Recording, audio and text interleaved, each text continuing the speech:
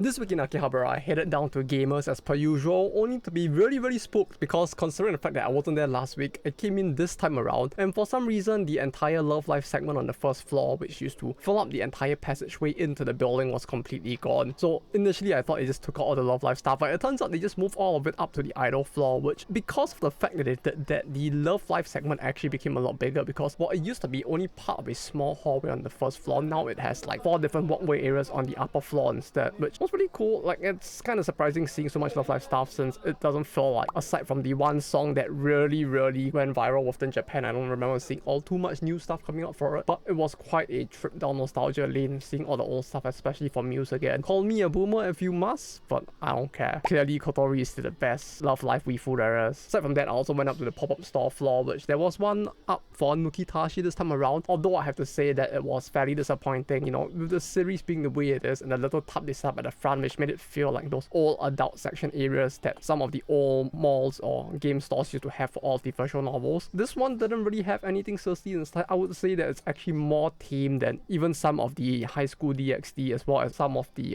Mahoako stuff as well. Like, I have seen stuff way thirstier from those series compared to what Nukitashi had. Aside from that, they also had a pop-up store for Otonari no Tenshi-sama, which was a series that at this point feels very nostalgic because after the first season of the anime, it feels like there wasn't really too much else, but it would seem that they have been keeping the pop-up store for those fans of the series who really want goods for it going, since I feel like I see one almost every single season, and this time around it was just as adorable as usual. Aside from that, while walking past Outre towards the station itself, I did notice that they actually had some ads up for Trickle Revive, which is releasing next week, I believe, which to me feels a little bit of a surprise since I didn't realize it was this soon. I feel like I have been like completely out of the entire like marketing campaign if they even did one online, because I didn't really see anything being mentioned about it as well. But this was a title that I've mentioned before in the previous video, and because of what happened during the process of development and how crazy it was and the comeback story that it had, aside from that I also did walk all the way to the station for the Blue Archive posters for the latest event as well. I don't know how people feel about the latest event, especially the character designs, but personally for me I just found it to be, especially after reading the story, fairly interesting, and I do feel like the characters have been designed well enough to hold their own as characters with a unique personality within the cast, even though the game has so many characters at this point. Lastly, I did walk around the entire station back to Outre because over there they had changed up, because now there is an Evangelion pop-up store instead, which I don't know if there's some new Evangelion stuff going on or something, but the series is really old. I'm really old. At this point, I'm just surprised to see anything Evangelion related even up,